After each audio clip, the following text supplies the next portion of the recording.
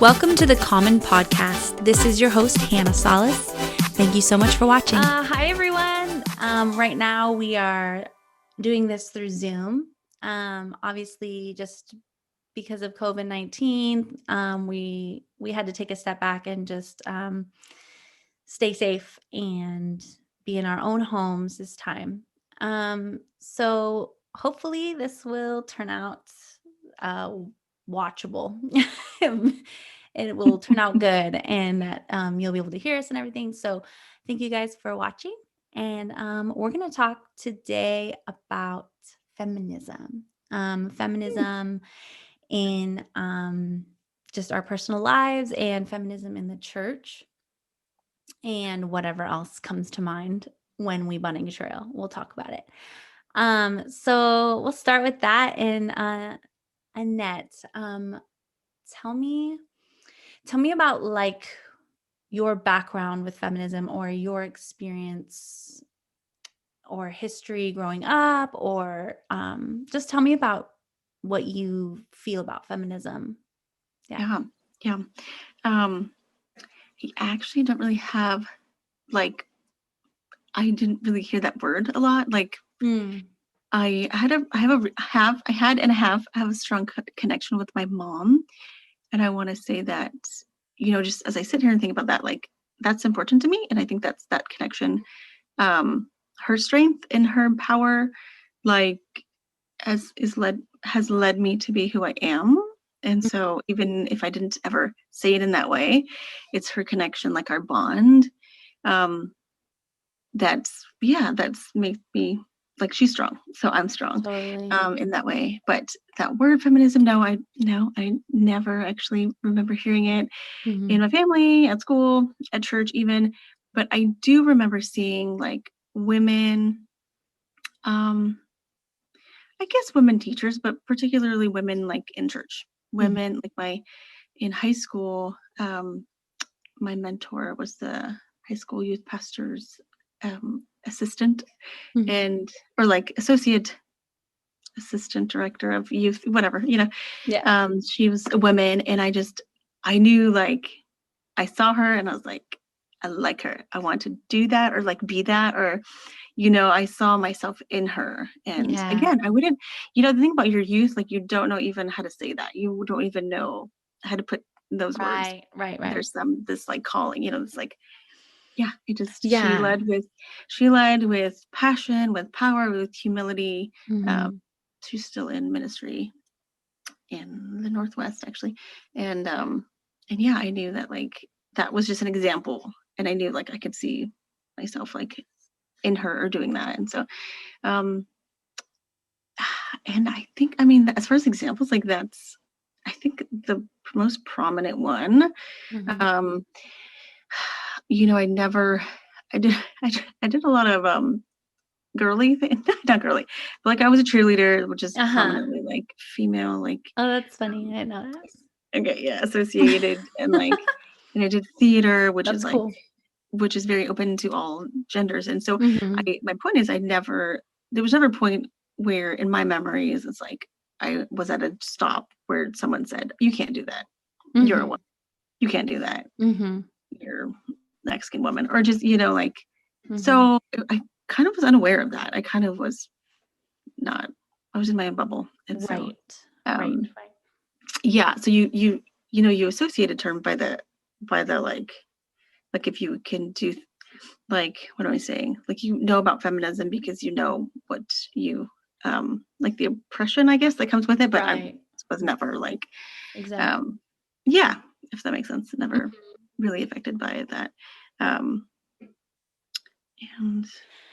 you like bring up a good point about how it's also like subliminal, if that's the right word, of like, you don't know what you're processing when you're a kid, but like it's so subtly there that like you didn't necessarily hear the word, or you didn't necessarily know the concept, but like you see that there's this woman and you like look up to her, and like it's subconscious, like you internalize it, like it means something to you and you don't necessarily even know why, but like that's kind of how it is why it's so important to like have um representation and stuff like that, because Yeah, subconsciously like we are picking up all those things.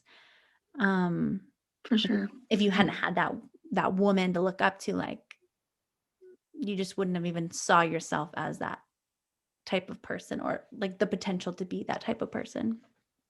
um Right. And I never really, it wasn't like I looked up to artists. I mean, some, teenagers do, like movie stars or um, singers or artists. It was like real life. Like mhm. this woman, also encouraged me to go to Bible college. So I did. Like she like encouraged real life choices and like Mhm. just kind of, yeah, she was awesome. But what, what about you? Yeah, yeah. I definitely similar. Just didn't really have a knowledge of it or a concept of feminism, but I did hear like the word thrown around. It was kind of negative, like it was a really bad thing, you know, when I Interesting. when people bring it up. Um Hmm.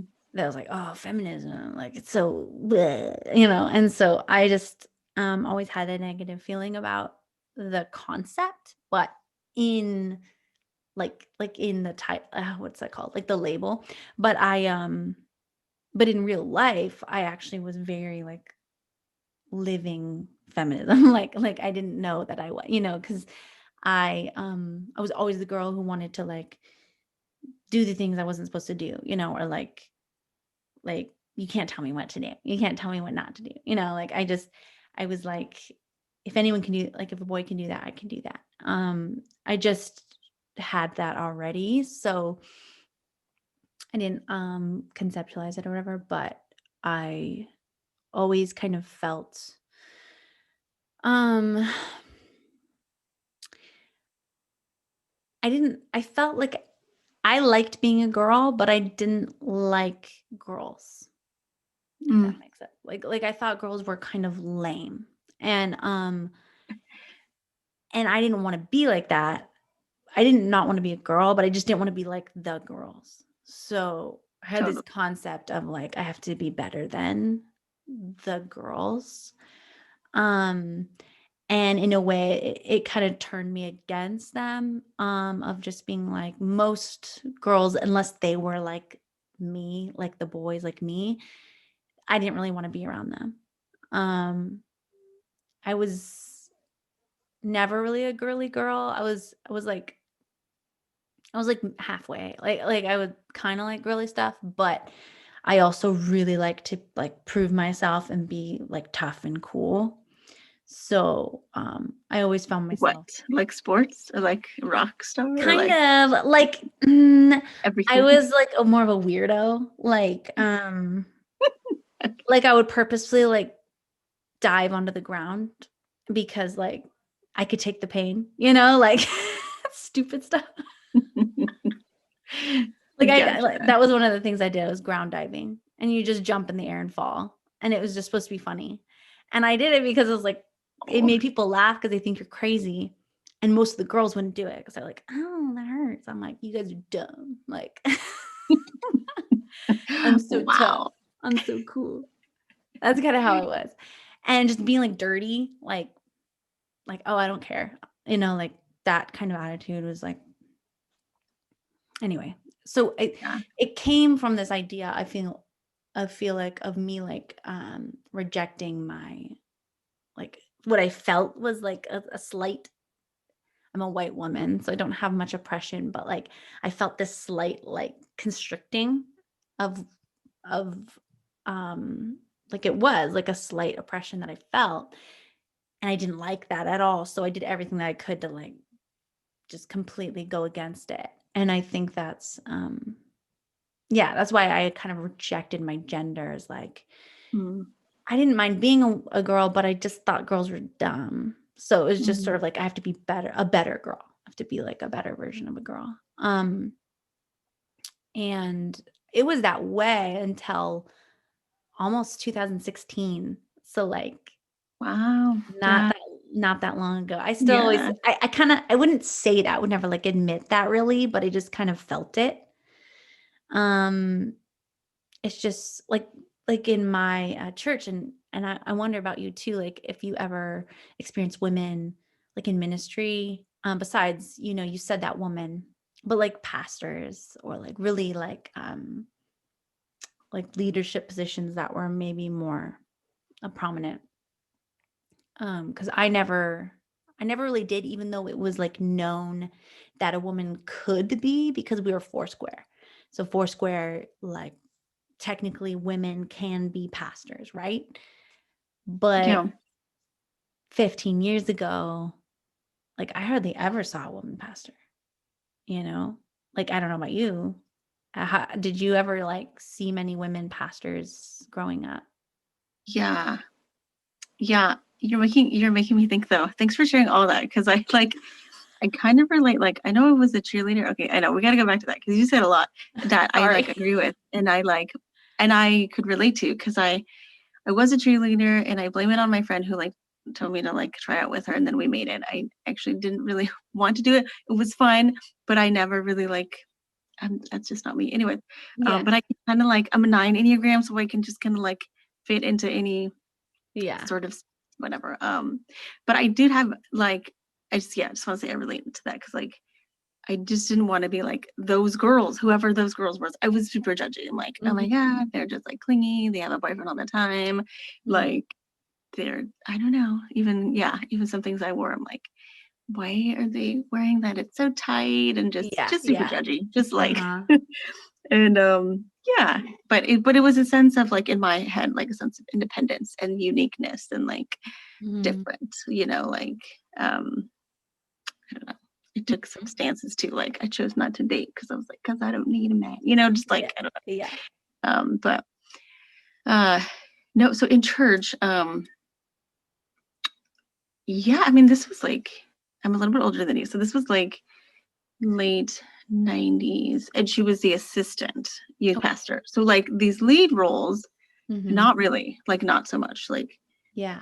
maybe I feel like, you know, I mean, depending on the church denomination wise too, like, but Mhm. it was usually the youth pastor or like the children's pastor. Oh, come on, Mhm. like children's pastor Yeah. is a girl. Why not? It has to be a Mhm. girl because girls are better teachers. Like it's Yeah. just With the but kids. Yeah. with the kids, with the children's, because I don't know, they're more tender or something. Yeah. Again, oh, that's a joke. But like lead pastors, no. Like, Mhm. no. It's like the pastor's wife who did the worship team or like, Yeah. um, you know, Mhm. on the board, but like never the lead pastor. So Right. that's pretty Right. accurate. Yeah. And again, depending on which church, the church I go to now is mostly women on staff, Mhm. Mhm. women of So color on cool. staff, and like one man. That's so um, cool. yeah, which As is it which is should be. intentional though. Like it's intentional Yeah. because Yeah. yeah, because I think it's this mindset of like, oh, just you're a man, just interview for the job, you'll probably get it, or like, Right.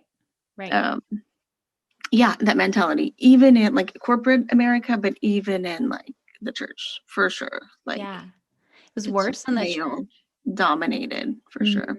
Yeah, Mhm. yeah, I do think that Foursquare is interesting because it was started by a It woman, started and by a I woman. don't like I don't know the history, like I don't know what happened after her, and I Yeah. don't know. I, um Yeah. I read a book about, I think it was called Women in Ministry, like just Women in Ministry. I think that's what it's called.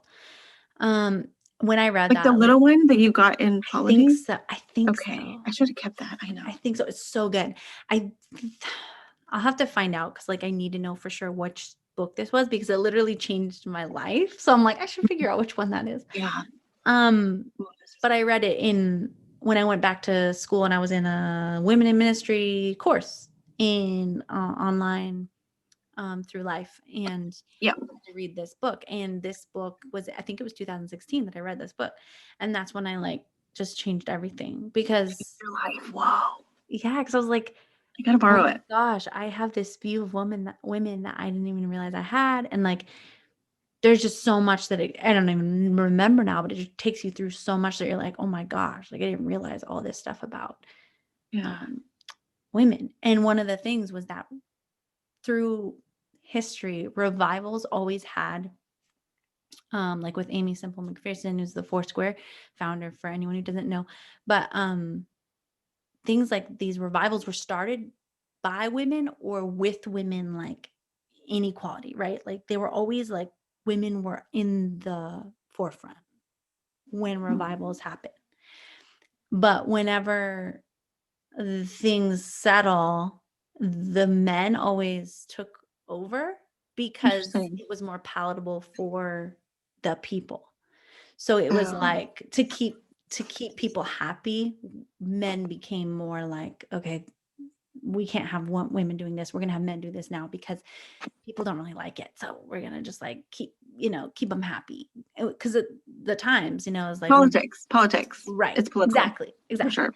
So whenever the Wow. revival happened, women were always at the forefront and then pulled back, and then men took over, and it was always the same formula. It's like over and over.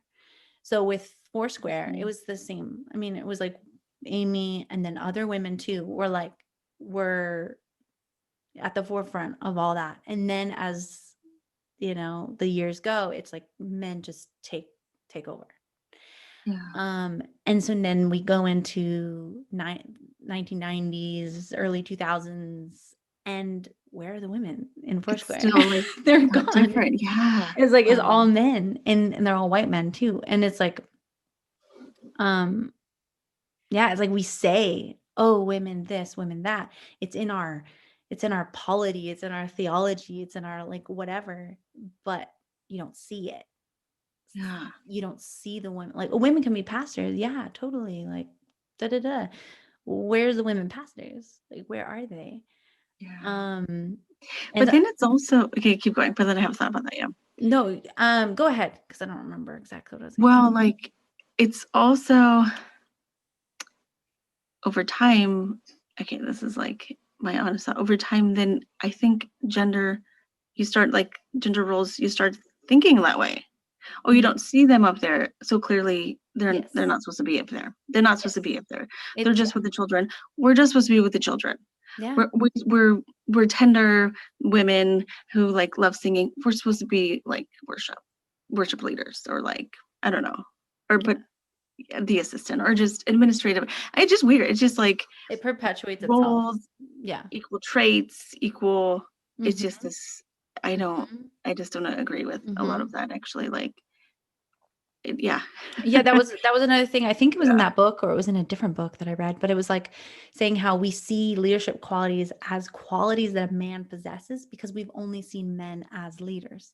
So we say, well, a leader has to be, assertive and da da da and da da da, and it's all things that maybe typically men maybe have more of Hmm. because that's what they lead, that's their style of leadership.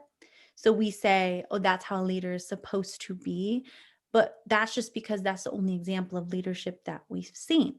But if we had seen a woman lead, we would say, oh, well, a leader needs to be this and this and this too. And then we would have like this balanced view of what a leader looks like. But because we've always seen men lead, we think, well, a woman can't lead like that. Because a lot of times, sometimes they can't because it's not necessarily their style. Although that's like totally, what's the word? Generalizing because Right. there's always people all over the board. But my point is that it perpetuates itself. Like if you only see a man lead, then you think a leader has to be like a man. And then you think a woman can't be like a man, so she can't be a leader. It's a cycle. Yeah. Um, and I remember too, like growing up, my some of my close, I don't know, it was my brothers or some of my close friends would just be like, yeah, I mean, a woman can be a pastor, but like she has to be like da da da da da, has to be super specific, like really good at this and this and this, and like really called. And like it's very rare. That's what I remember hearing all the time. Oh wow. Yeah, like they even like said that. They weren't even like it wasn't just this unspoken thing, like literally spoken. Like, oh yeah, it can happen, but it's super rare. And it's like not really like it's not really like Wow. typical. And then when we did see a woman pastor, and her husband was like sitting in the front row while she was preaching. I remember people would be like, that's, I don't remember who said it or if it was just something that was more of a vibe, but it was like, What did say? that's kind of embarrassing that like Oh, shoot. he's sitting while she's Oof. like his ego, like that he has to be the one, like she's the pastor or Oh gosh. whatever it was, and Mhm. he's the just there, like like, and there would always be jokes about, oh, he must be da da da, like just jokes about who he was and like how he must be like a pushover or something. um I've heard that, yeah. Or I've yeah, heard. so it's like it's really Yeah. it's really intense. And those were the ideas, even though I maybe didn't really say them, but those were the ideas I had before 2016 about when I kind of like went through this course and read this book. Yeah. And man, and I mean that was just like the beginning, because it's like there's so much. Like once you open it, you're like, oh my God, Yeah. my life is a lie. No. Totally. There's so many like branches of feminism that kind of goes into everything that we Well, do. yeah, I mean, then I'm assuming how did that open up to who you are like now and today and like Dude. if if we want to go there. Yeah, we can. I kind of want you to talk now because I talked for a while. Oh, okay. What about Well, you? Like, I don't know. yes. How has that affected you, how you are? Or like your Um, marriage? I'm looking at my notes. Wait, how did say that again? That I last said, part? or like your marriage, like, Okay, yeah. Let's talk about that because I'm I when I thought about my life before like marriage and kids, no joke, I wrote out a timeline of my life. Like I was just like that person, yeah. um, that like by 30 wanted to do something, 40 wanted to do something. No Mm. joke, 50, 60, and then I think I was gonna die at 70. Hmm. And then I'm gonna say it. I'm just gonna see if I remember it. I think at 30 I wanted to open up my like own like first like non-profit like creative center or something. And then 40, I think a restaurant, and then 50 I wanted to do something else. And then 60, I remember like just like volunteering in missions, like going somewhere and like Wow. nowhere Oh, in that you're so planned. okay, well, nowhere in that Dang. timeline were the children. Oh my gosh. That's Like I funny. kind of like I I children were there, but like in the background. Hmm. In the background, like, okay, sure, yeah, getting married, great. Having kids, okay, whatever. And then like moving on literally to like the timeline and like what do I do now for people that don't know?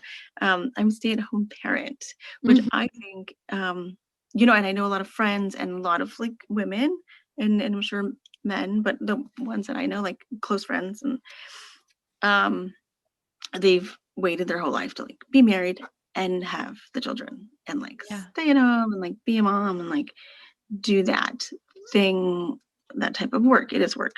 Um, Not me.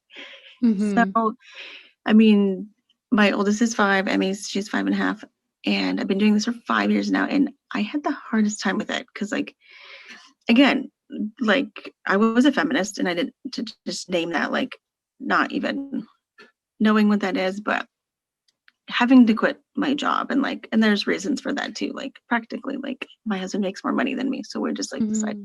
that's what we're gonna do Hmm. to make a living because we live in Seattle, Hmm. or like to keep our to keep living in our Yeah. apartment. Um, yeah, like quitting like a professional job that I really love to do, that I like my heart and soul was in, was like super hard and Hmm. really challenging because of the feminist in me. So and like so um I mentioned this and I'll get a little bit more into this later too, but like um in our country, the lowest paying person, like men and women, like of all the races, is a Latinx, like a I don't know if Mexican, but like Hispanic woman. at the Yeah. bottom. Okay. I think I've So heard that. like, yeah. So there is this, again, Mexican feminist like in me that's like that. Again, this is all like, this is cool that we're having this conversation, Hannah, because it's not every day that I sit down and think about these things. I've maybe thought about like portions of them, but Yeah. it's Yeah. like Yeah. there's something in the back of my head. I'm like, well, I need to keep working to like prove myself, Hmm. to be, there's Yeah. there's not, a lot of me out there Mhm. making the money or like climbing the corporate ladder or whatever. Like, I Right. mean, not Right. that I'm gonna be a lawyer or like I didn't go to school for that, but just like, you know what I'm saying? Like, Hmm. I know staying at home, being a stay-at-home parent is an honorable job, and like raising kids, and my kids are um, biracial kids, and they'll have their own journey, and like I want to raise them to be like educated, to go off, and like and explore their own journey, Hmm. whatever they choose to do. But I am gonna like push that, like because of my that own sense of like you can do it, like we're gonna do it, Right. Right. like get educated, get jobs, like, and yes, sure, pursue like marriage and have kids, and but so I just, yeah, there's like this thing like inside me that's just kind of processing that too, like as a feminist I'm at home, and there's power Yeah. in that too, because Mhm. because things like this is all new to me, like things that I never would have thought about to be feminist that I've done as a mom, as a mother, like breastfeeding, like Mhm. feeding my, again, but like I'm gonna list these things that, like, if you were to ask me like 10 years ago, hell no, I wouldn't list these things as like Yeah. feminist, as like Mhm. power, as like Mm. boldness, and like Mhm. using my body and my brain, or like my every being, I don't know, just like this moments of like life that have been so powerful for me. Anyways, Yeah. yeah, having two natural births, like my Mhm. children came out of my body, I felt every like little like crevice of them like Yeah. coming out of my Yeah. body. So empowering as a human, empowering as a mother, and as if that is feminist to me, um Mhm. breastfeeding, like, and um growing a little infant to, we stopped at age 2, so to a 2-year old, like all Mhm. by myself, producing Mhm. milk, and like, so just stuff Mhm. like that, like, and then raising them obviously too, that's cool, like, being, again, because I started this podcast saying, but the connection to my mother has been Yeah. on there, so that whole thing in itself, like, that is feminist to me, like that, Mhm. on there, to raise like strong, to be a strong woman, to raise strong women, um, in our world, to raise strong brown women, um, Mhm. that that is new to me, to say this out loud, like, Yeah. um um so yeah, so I don't know what's in a future, like, as far as, because I want to go back to work, or like have that, Mhm. again, pursuing other things, um that are a part of me, that are a part of my soul. I don't know what that looks like, Mhm. but yeah, like, I know that I want to do other things, Right. besides raising my kids, and Right. um but yeah. That's so cool. That's so cool that you like, I don't know, like you planned out everything because that's like the opposite of me, exact opposite. So it's so funny to me. I'm like, weird. So weird. But like awesome. And we're the opposite in that way, but like it's, there's empowerment, and there's empowerment in all of it. Depending on what empowers you, so that's Yeah, for me, I grew up like um not planning anything, not dr- I didn't have any goals or dreams or anything because I don't know exactly why. Maybe it's like childhood trauma. I'm not I don't know okay. why. I It's don't know okay. why. I just never I like don't know why I planned that. My parents didn't teach me. I just, yeah. I just never wanted to do anything. And partly it's like there's this did you want to be a mom? yeah, that was the only thing. Okay. So that You was feel like the empowered only the to only be a thing I wanted mom. to do is to be a mom. And I remember like my Sunday school teacher asking me when I was like, I want to say 4. I was so young. It's like a really fuzzy memory. Um, and we were supposed to write like, what do you want to be when you grow up? And I wrote a mom. And for some reason it's weird. It's weird because it's like church. So it seems like they would like accept that. So cute. But she said like, well, no, something else. And I was like, that's all there is. I don't want to be anything else. My gosh, So I was like that's so confused. So damaging. I was like, that's all I want to be. Because that's all my mom was. My mom was just a mom. And she never had any like she's a pastor's wife, but which is a lot. But in my mind, that wasn't anything because that's just normal. That's just every day. That's church. That doesn't count in my mind, like as a kid. Because I was so used to it. But all she talked about was how much she loved her kids and she never wanted to leave us. So she was just like obsessed. And she only wanted to do that ever. And it was like, oh, yeah. So that's what I want to do. That's what's normal. Like to me, that was my goal. And then when I got married and I had kids, like right away, because we were married for a year.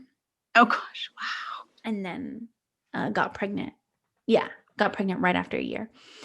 And because I couldn't stop thinking about kids, I was like, I just want kids right now. Oh my gosh. And then once I had them, I was like, uh, hey guys, this isn't what I wanted. It's a little late now. And but I mean for me it's the way that I had to go because I being what my just personality, I couldn't I couldn't plan or be anything else until I had that. And then in my mind that was it. Like that it was just kids and being a mom, that's it. But once I had kids, I was like there's more to life than this. Yeah, And I actually desired those things whereas before I didn't desire them. So it's like interesting. even though it's like sucks in a way cuz it's like oh like you shouldn't have had kids if you didn't want kids. And then that's not really true. I did want them, but then once I had them, I realized I actually desire more. And if I hadn't had them, I wouldn't have realized that. I wouldn't have been able to come to that realization without Sure. really going through it. Yeah. And so then I just began to see that there's more to myself than that, which was like just a huge thing to realize. Yeah. It was so weird, but that was also intertwined in this feminism journey of being like, oh, I'm more than this. I can break above like what I think is my ceiling, you know, Mhm. um, because that was my mom's, and that's fine. But Yeah. like I can go beyond that, and that's okay. That's good. That's possible, and I had to realize like I had to find basically independence because I'm very dependent. I was very dependent and I am still I struggle sometimes with being dependent. So I have to find my independence. Um Mm. that's one thing that feminism is like brought out in me, I guess. You could say Yeah. brought out in me. Yeah. Yeah. So like Huh. so which brings me back to like I think what I was kind of getting at was like in marriage. Okay. Um, Yeah. Let's talk about that. yeah, in marriage, like for me, it's changed everything Mm. because I don't know about you, so you can tell me about you, but like like when I got married, I wasn't a feminist yet. Mm. So that Mm. made it when I became a feminist kind Wow. of a like crazy shift in our relationship. Ah, I bet. What about you though? Like were you already like established when you got married in that mindset at least? But you can't just stop there. I want to know more unless you want to share. So okay, I I wanted will to like share. Okay. I wanted to bounce. Okay. I Bounce to would you. share, but we could expand on that. But we can do a whole new, we do a whole nother episode with marriage. I know. Oh my gosh, that's true. Because there's a lot there. A lot. Yeah. It's like a whole, yeah. For sure. Let's see.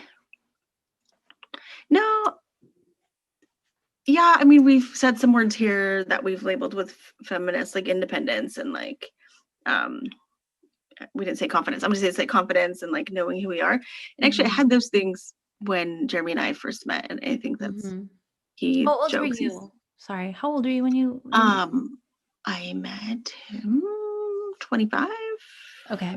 He's younger, so he was 21. Okay. Yeah, but no, I was pretty independent and like again because I still kind of had that mindset of like but I was more kind, but just like I don't want to be a clingy girlfriend. I'm not that. I'm not codependent or like I'm just me.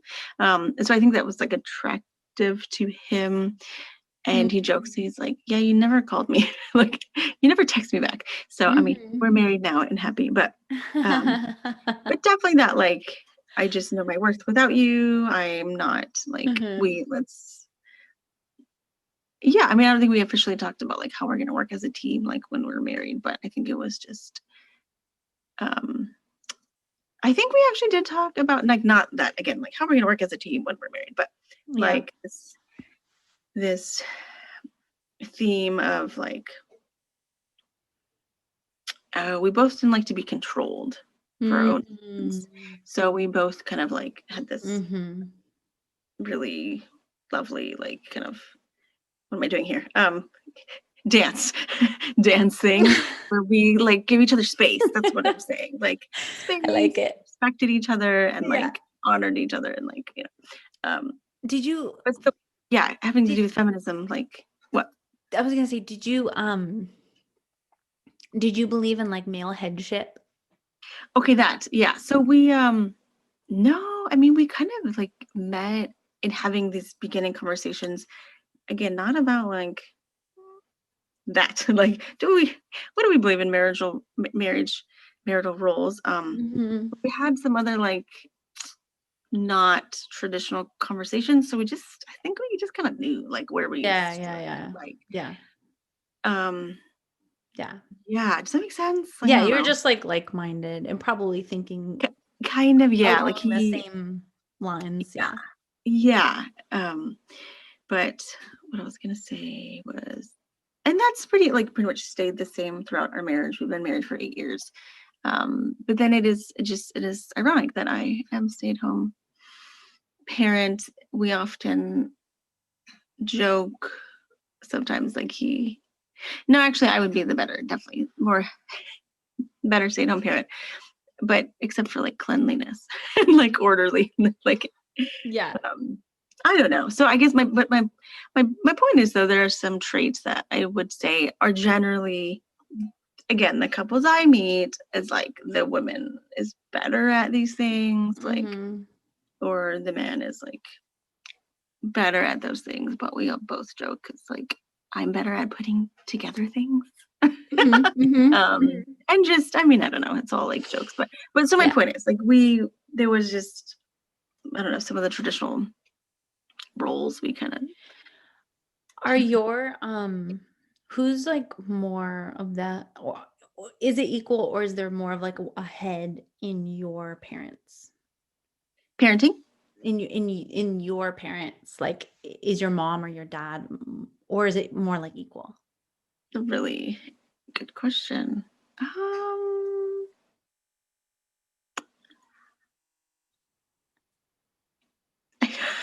You don't know? No, because that would imply like I mean they both like there's just mom and dad. There wasn't Yeah, like yeah. sort of when I think of like what the word did you just use? Head. Who's the Um, head? Yeah, the boss. right. And then I would think of like somebody having the final word or something. Mhm, Both mhm, my parents were really laxed. So mhm, and um it's it's not probably yeah. it happens, I think, so often that is the case, like, you will kind of do what your parents did. Okay, yeah. There was yeah. Unless your spouse is then like super dominant or something and like doesn't like whatever that is. But usually you just kind Yeah. of go with what like your parents how they kind of acted together. My dad is the prayer of the meals. That's Yeah, it's like the kind of like designated like has yeah, to yeah. yeah, yeah. Yeah. He pays Your for every my meal, family too. My even when we're dad out. my dad would pray and if he was gone it was my oldest brother. So it always Mm, had to okay, be like the man. Even okay. though they didn't say that, but It that's just yeah, what it it just was was. yeah, Like I that's interesting. That is some sort of I mean, I do think they are more traditional, but I mean, that's just their personalities to be like pretty relaxed about things. But Mhm. as far as yeah, theology or ideology, I would say that they would probably fall under the like traditional like the man, my dad takes out the trash, Mhm. does the prayers for the meals. He I mean, yeah, little things like when we would go places, like even to church, if we had to drive far, we went to really big church growing up. Like he would pull the car around. Mhm. So when things like that, actually, that maybe they have noticed in our marriage that like doesn't happen. Yeah. Yeah.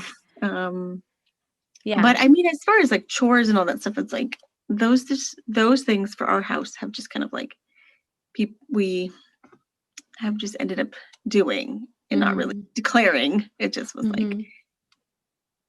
yeah, like Mhm.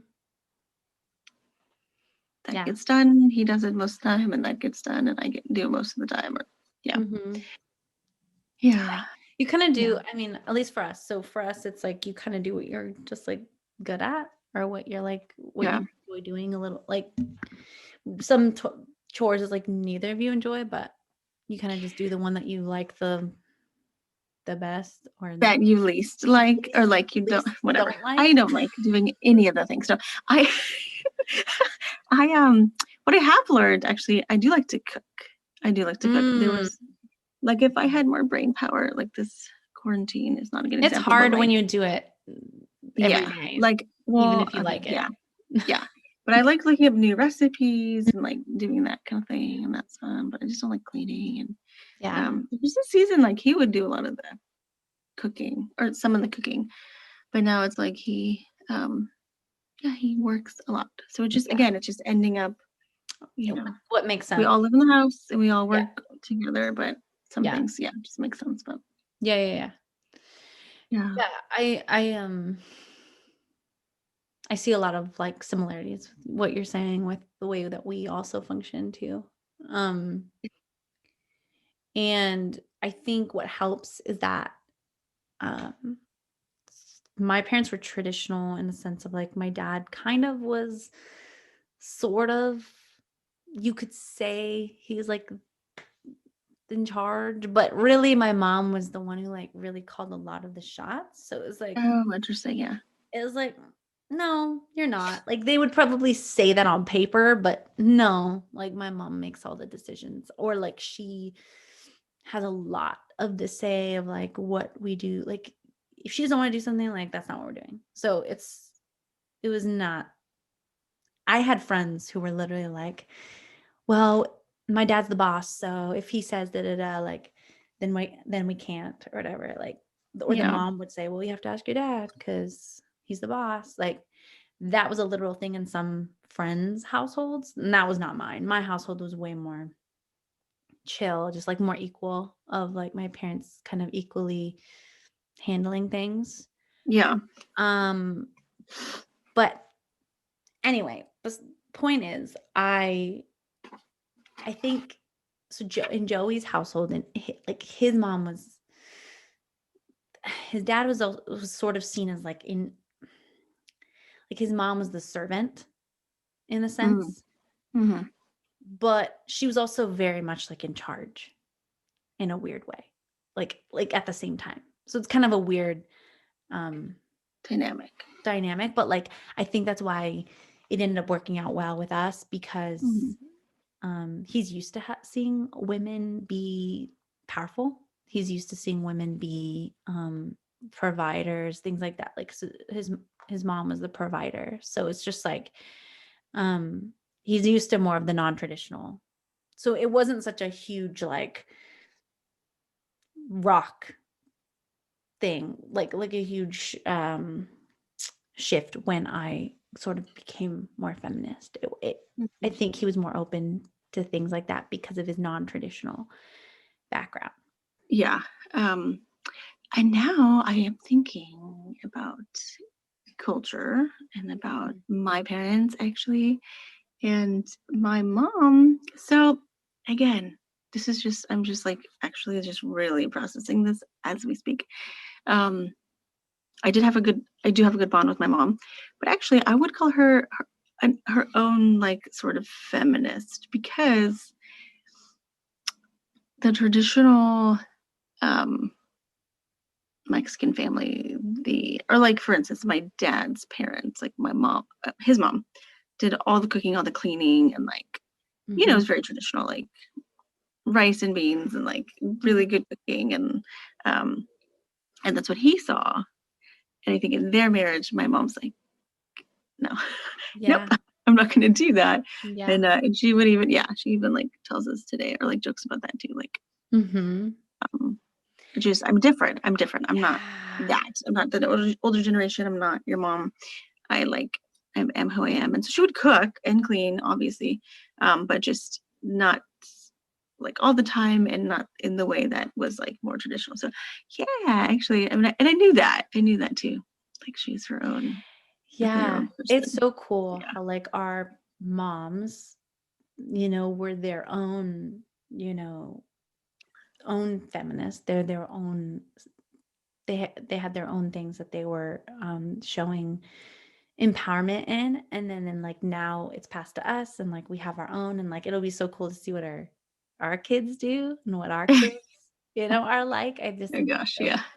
so cool how it's just like been passed down. My mom similarly was like um she's very traditional, but at the same time, she has her own feminist in her, because I mean, she would never say that, but I saw it my whole life, and that's why I am the way I am. But my dad, apparently when they got married, like he wanted his clothes folded this way, he wanted his this and that like set out, and she was like, "No, I'm not doing that. I'm not doing any of that." And he Right. was just so like for it took a while. It took a while for them to get on the same page, because at first he was very upset and like did not like that she was standing up to him like that. Yeah. And she's just like, "I'm not doing that stuff." And then I remember one story, like apparently she wore makeup for like the first time because she never wore makeup. Apparently it was very like, maybe in the conservative church culture they were in, it was just like you didn't wear makeup, and it was kind of feminist to wear makeup, I think, at the time. Yeah. Um, Yeah. and then I think she was wearing makeup, and my dad was like, "You have to take that off." Like he would not let her wear it. But, eventually, like, she just did it, and she wears makeup today, sometimes, but and obviously he doesn't care anymore, but it's just, like, those little things she pushed, and he Yeah. had to accept, and, like, he's totally different than he was then, like, now as a person. I mean, it's crazy. All those just, like, little things, That's and funny. then we have today, like, our own little things that we are, like, I don't know. I just think it's so cool Yeah. to pass down Yeah. to us. What's been like the biggest adjustment for you guys? Like from how you're saying you thought totally different. Yeah, it's like I was such a we're different than you and Jeremy, because Joey is more of a like controller, and I am more of a someone who lets people control me. Not necessarily that I like to be, but I just like allow it. You're a So nine. Nine. yeah, He's an I'm a eight. Yeah. 9, and I just tend to like do what's easiest. So Right. if he Yeah. wants to tell me what, if he kind of wants to like dominate the situation, then I just like would go along with that. Um and so when we were first together, we worked really well together because I kind of just like let him be the head. Um, and that's because personality wise, that's who he is. He's that way with anyone. He's the head of, if you're friends with him, he's going to be the head of you. Like he's just going to tell you what to do, like that's just how he is. Um, and so with me, I mean, it's easy. I'm the most, I was even then the most passive person. So, I mean, I'm the easiest person to like tell, what to do or whatever. Like I let people walk over me. Um, and so for us in this toxic way, it worked out really well because we would just kind of, I would serve in a sense, not so much in a physical sense because I wasn't like really into like cooking for him and things like that. But in a way, I would like kind of serve his needs more and like allow him to sort of just be that dominant person. And it kind of, I didn't rock the boat, I guess you could say. Mm. So then when in 2016, around then, I decided to like, I don't know, it was just a bunch of things, a bunch of dominoes that just like fell. And I, that's when that was the big marker, which is such a silly thing in a way. But for me, it was just like my marker was when I stopped shaving. Nice. So I stopped shaving in 2016. And it started with No Shave November. And then I just didn't ever shave again. And Did you guys have a conversation, or no, you just like stopped? I mean, I not that think you would again, not that you would no, ask him or no, tell no, him, but I you're know, just but no, but like it is a real thing because like, hey, this is what I'm doing. Just like, yeah. especially that time, it was very much like, if your husband doesn't like that, like, what are you gonna do? Like people are serious. I mean, even today, some people are still like that, but it's just like, well, what if he doesn't like it? And it was a real thing. It was like a real fear of like, oh no, like he's gonna be upset with me or like he's gonna be displeased, like that was a real fear at the time. And I don't remember exactly. I just remember thinking like, I don't care. I don't care anymore. I'm not doing it. Dang. And Hanna on fire. I was like, I just like flipped a switch and I was like, you know what? You can deal with it. Whatever. And I remember I think I said something about it like a little bit. Like I was like, yeah, I don't think I'm going to anymore. Just kind of brought it up a little bit. And I think I remember him being like, huh, like not responding that much, but not a good response, but not like he was kind of like, huh. And then a while later, I remember him saying something like, so you gonna shave? Like this was like a month later. And maybe he forgot. I don't know what he was thinking. And then I was like, no. I was like, are you gonna shave? And he was like, you can shave your legs, I'll shave my legs. And he was like, uh, okay. And then he didn't bring it up again. And that was it. And then I remember I felt disgusting for like 6 months. Just because it doesn't feel pretty. It feels ugly. It feels yucky. And you Mm. don't think, like, even though you're like, I don't care what he thinks, you still are like, well, I hope he thinks I'm pretty. And if he doesn't, that sucks. And so I had this feeling of like, ugh, like I don't look good. I don't feel good. I'm not pretty. I'm not desirable. And he doesn't desire me. But I had this tension in myself of like, and this is exactly why you can't do it because you still feel like that. Like this is Mm. exactly why you can't shave because you should not feel like that. Mm. And in myself, Mm. I'm like my own will Yeah. fighting itself and being like, I just, what he's not gonna think I'm pretty. And then the part's like, who cares? Doesn't matter. Yeah. You know? Yeah. Like, that's his problem, and there's nothing wrong Yeah. with your body the way it is. Like, Yeah. um, and so then I just stuck it out, even though I kind of like hated it. And during that time, I wrote a lot of like spoken words and stuff that are really, really, really. Um, I say they're really good, but I mean they're really like special to me. Yeah. That's cool. And just about all those feelings. Hmm. And um, I remember eventually I just got used to it to where I didn't really like think as much about it, but I still didn't know if he thought I was pretty. Like, I still didn't know if he really thought, like, if he was unhappy. I didn't know. And then I think it was like a year later that I remember he was like, I actually really like it. And I was Yeah. like, really? He got used to it. He got used to it. And then he eventually didn't even care. And he never said, he never said anything about it. And he never asked me to or anything, and he actually liked it after that. Oh, So wow.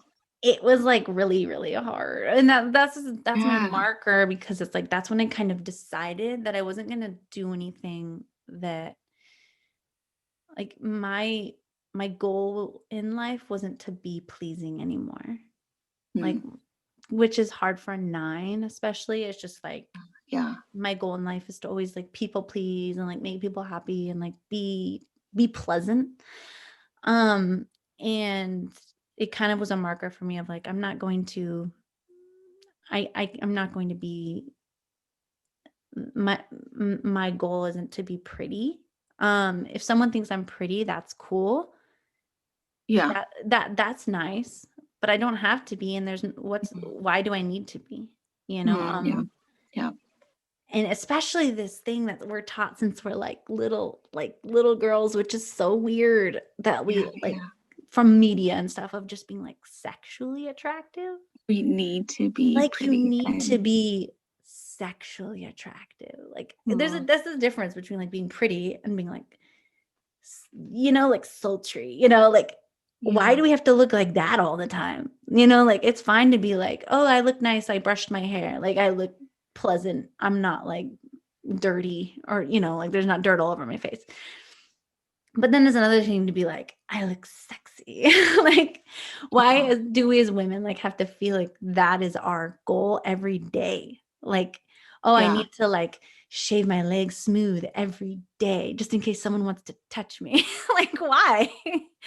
Like, Or that it's only desirable when you right, shave.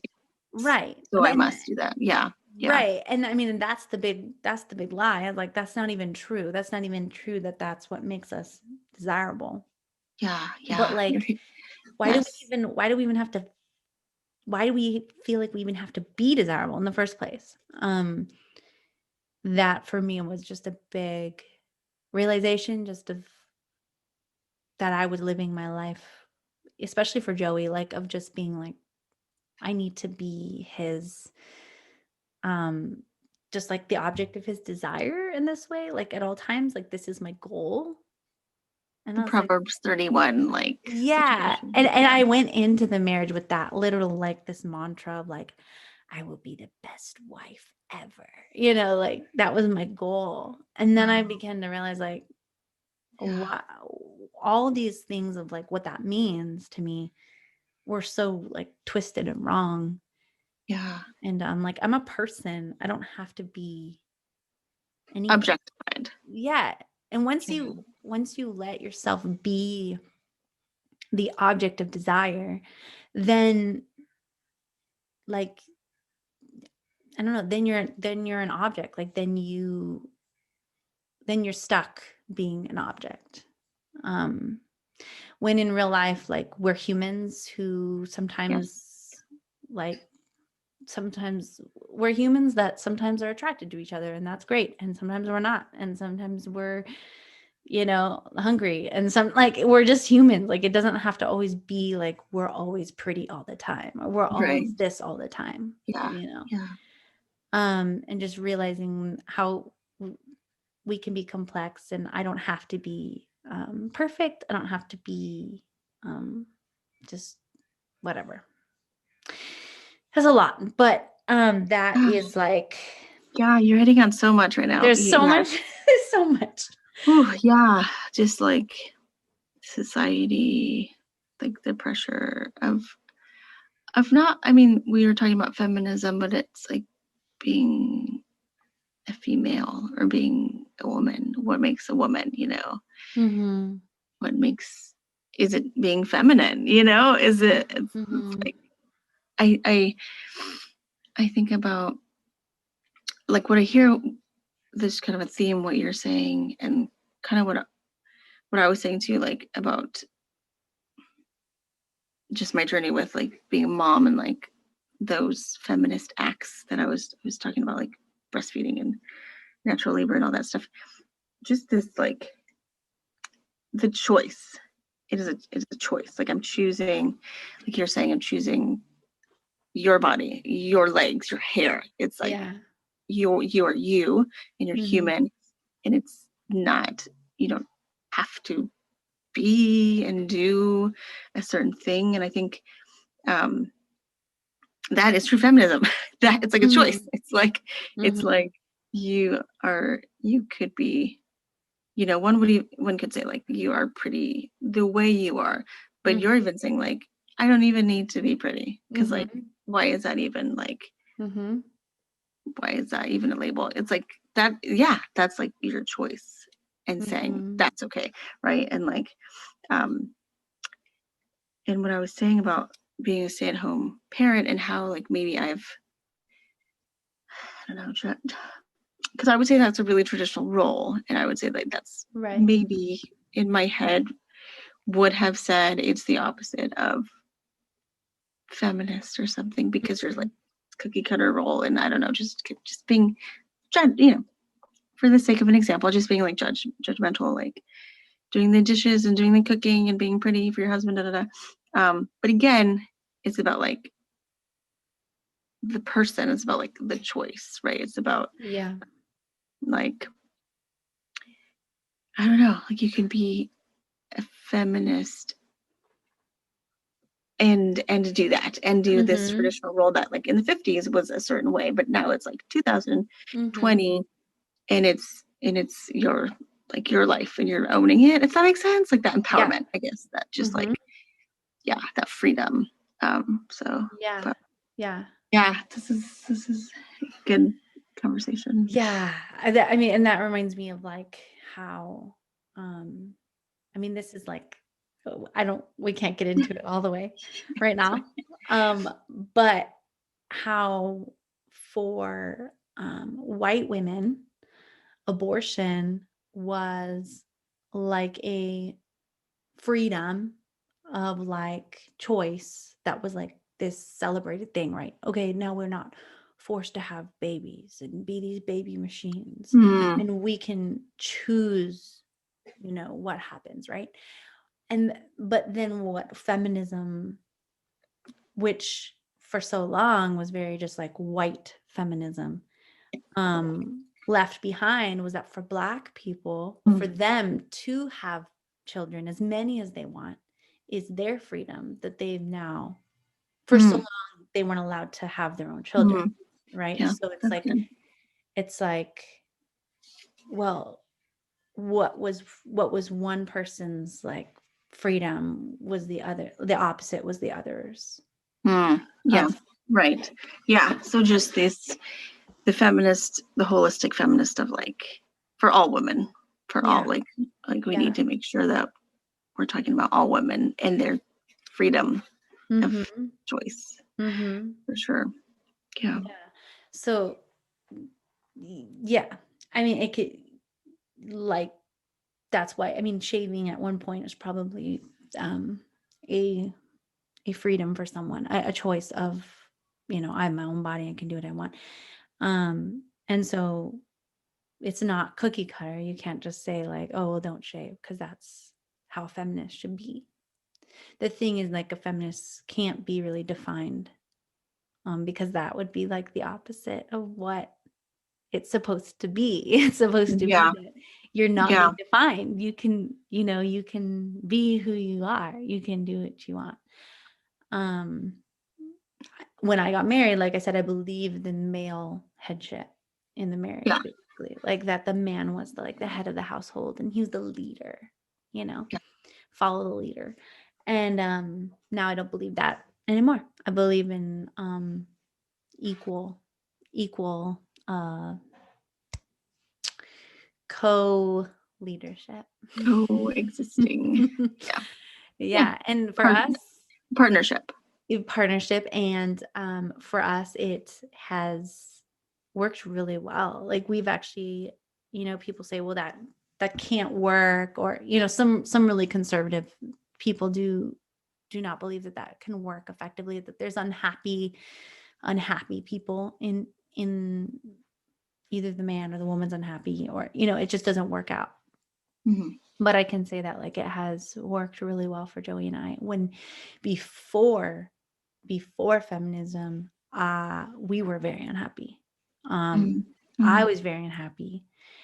And now we are very much thriving a lot more. And we, feminism has actually like saved my marriage. Whereas people label feminism as like the marriage killer or like the family killer, like, I don't know if you've heard that, but No, it's because mostly from the Christian conservative culture, but they see feminism as like this family, like breaking up families and breaking up marriages. And I've seen the opposite. I've seen that it's saving my marriage personally. yeah, that's awesome. Mm-hmm. So What you're being true to, like, it's being authentic, mm-hmm. And going back to like, if certain people are better at certain things, then they should be doing those things Mm-hmm. in marriage, or being like not forced to do something just because they think that they have to. But when you're truly living like your authentic self, like you're gonna be more happy, like what you're saying. And if Mm-hmm. it looks a certain way, then it's gonna look a certain way. But Yeah. as people of faith, like God is in your marriage, like God made you actually with those traits, and He made you with those giftings, and like in your partnership, you know. Mm-hmm. That Yeah, makes totally. sense. Yeah. It's more, again, it's not cookie cutter, like it person to person, like who are you, what are you good at, what do you do, what do you want to be? And like we're not all like, well, you're a woman so you're this, like it's so silly. And like we all have different gifts or talents or whatever that make us who we are. So yeah. Was there anything else that you want to say before like we kind of wrap this I one up? think this was good. Yeah, I think it's yeah, we'll definitely make a part 2. We might include some other things, but we'll make a part 2 with some of this that maybe we wanted to that maybe we missed, and we'll see how many we can get in before like Christmas, and Cool. if what kind of break we'll have, I don't know, like Yeah. if you guys get busy during Christmas I mean, I'm thinking this could be break. even like a 3-part series, feminism. Yeah. So maybe that just like, let's just maybe do 3 and then Christmas. And Yeah. then this was like the intro, like how we. Exactly. This was great. Yeah. And now we can hone in with like, cool. Okay. Sounds good. Good night, Bye. Have a good night. You too.